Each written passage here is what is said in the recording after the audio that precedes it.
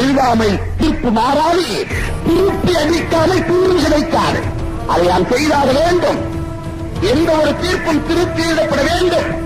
அப்பதான் அந்த தீர்ப்பு மாறும். திருப்பி அடித்தால் தான் தீர்வு கிடைக்கும்.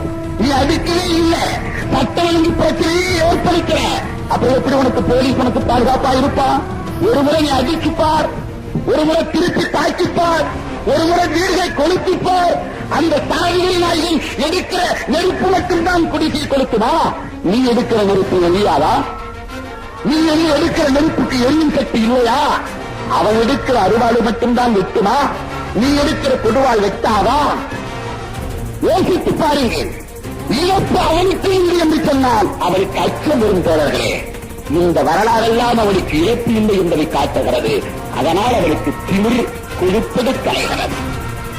போலீஸ் என்ன சொல்லுகிறான், ரெவன்யூ என்ன சொல்லுகிறான்? கேட்டால் நீ மைனாரிட்டி என்கிறான். உன்னால் என்ன செய்ய முடியும் என்கிறான்.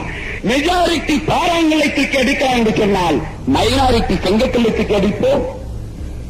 நம்மால் முடிவுகளை செய்வோம். கரணைக்கல்லை தூக்கி அடிப்போம். மெஜாரிட்டியா இருப்பவன் துப்பாக்கி எடுத்து சுடுகிறான் என்று சொன்னால் மைனாரிட்டியாக இருக்கிற நாம் கற்களை எடுத்து போவே. கையில் கிடைப்பதையெல்லாம் ஆயுதமாக மாற்றுவோமே. ஆயுதவாதியாக மாறாமல் உனக்கு பாதுகாப்பில்லை. நீ சேவையை ஆயுதக்கிழங்காக மாற்றாமல் உன்னுடைய சந்ததிக்கு பாதுகாப்பு இல்லை. இன்றைக்கு நீ ஆயுதம் இயந்திரால்தான் உனக்கு பாதுகாப்பு. உன் மக்களுக்கு அறிக்கையை சொல்லும் போதே அம்மா ஆடு என்று சொல்லாதே, ஆ என்பதற்கு அடங்கமறி என்று சொல்லிக் கொடு. ஆவண்ணா என்பதற்கு ஆடு என்று சொல்லித்தராதே, ஆயுதம் எது என்று சொல்லிக் கொடு. இனி என்பதற்கு இனம் என்று சொல்லித்தராதே, இனியும் பொறுக்காதே என்று சொல்லிக் கொடு. உன்னுடைய குழந்தைகளை போராளிகளாக, போர்க்குணம் உள்ளவர்களாக, விடுதலை சிறுத்தைகளாக மாற்றிக்கொண்டே காட்சி சட்டைகள் எதிரிகள் என்று காட்டு. இங்கு இருக்கிற அரசு நம்முடைய எதிரிகள் என்று காட்டு.